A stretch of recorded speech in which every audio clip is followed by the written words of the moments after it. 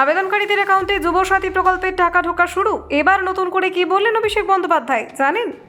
যুবসাথীর টাকা ঢুকতেই রাজনৈতিক ঝড়, কটাক্ষের জবাবে তোপ অভিষেকের। যুবসাথীর টাকা অ্যাকাউন্টে, বিরোধীদের কটাক্ষে পাল্টা বার্তা অভিষেক বন্দ্যোপাধ্যায়ের। ভাতার না চাকরি, যুবসাথী নিয়ে দ্বিধায় বাংলার যুব সমাজ।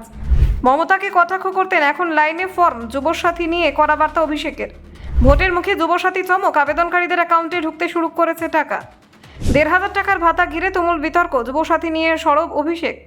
যুবসাথীর টাকা পেয়ে খুশি কেউ, আবার কেউ বলছেন চাকরি চাই। দেখুন ঠিক কি বললেন তিনি।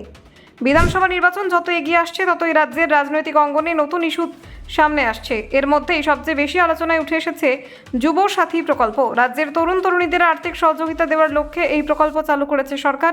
ইতিমধ্যেই বহু আবেদনকারীর ব্যাংক অ্যাকাউন্টে টাকা ঢোকা শুরু হয়ে গেছে বলে জানা গিয়েছে। আর সেই খবর সামনে আসতেই রাজনৈতিক মহলে শুরু হয়েছে নতুন বিতর্ক। কেউ বলছেন এটি যুবকদের জন্য গুরুত্বপূর্ণ সহযোগিতা, আবার কেউ মনে করছেন এই প্রকল্প আসলে ভোটের আগে রাজনৈতিক কৌশল। কলকাতায় সাংবাদিকদের মুখোমুখি হয়ে তৃণমূল কংগ্রেসের সর্বভারতীয় সাধারণ সম্পাদক অভিষেক ব্যানার্জি এই প্রসঙ্গে সরব হন। তিনি বলেন, যারা এতদিন ধরে মুখ্যমন্ত্রী মমতা ব্যানার্জিকে কটাক্ষ করেছেন তারাই এখন যুবসাথী প্রকল্পের সুবিধা নিতে লাইনে দাঁড়িয়ে ফর্ম পূরণ করছেন।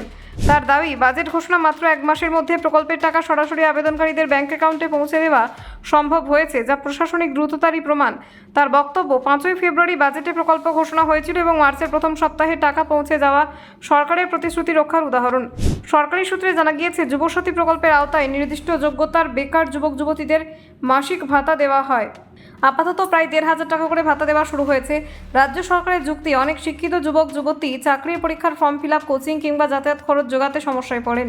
সেই চাপ কিছুটা কমাতে এই আর্থিক সহযোগিতা দেওয়া হচ্ছে।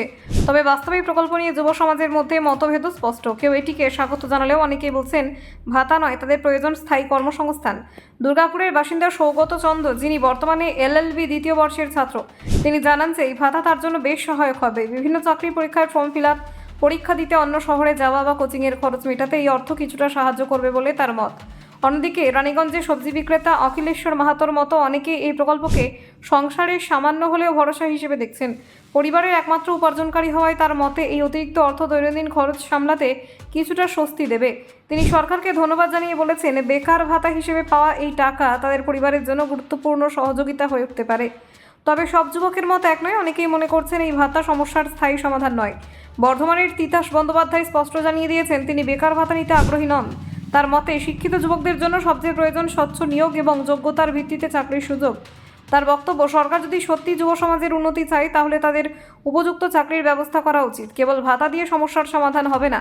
ময়নাগুড়ির বাসিন্দা হরিশঙ্কর মণ্ডল একাই মত প্রকাশ করেছেন। তিনি বলেন, সংসার চালানোর জন্য একটি স্থায়ী আয়ের প্রয়োজন। ১,৫০০ টাকার ভাতা দিয়ে দীর্ঘমেয়াদে কোনো পরিবারের আর্থিক নিরাপত্তা নিশ্চিত করা সম্ভব নয়।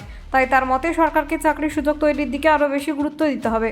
এই প্রকল্পকে কেন্দ্র করে বিরোধী দলগুলিও সরব হয়েছে। তাদের অভিযোগ, নির্বাচনের আগে যুবকদের মন জিততে এই ধরনের প্রকল্প চালু করা হচ্ছে। যদিও তৃণমূলের পক্ষ থেকে এই অভিযোগ উড়িয়ে দেওয়া হয়েছে। শাসক দলের দাবি, রাজ্যে ইতিমধ্যেই বিভিন্ন সামাজিক প্রকল্প চালু রয়েছে এবং যুবসাথী সেই ধারাবাহিকতারই অংশ।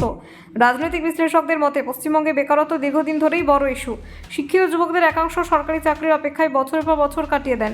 সেই পরিস্থিতিতে ভাতা প্রকল্প সাময়িক স্বস্তি দিতে পারে ঠিকই, কিন্তু স্থায়ী সমাধান হিসেবে কর্মসংস্থানই সবচেয়ে গুরুত্বপূর্ণ। Bureau report, news prime Times.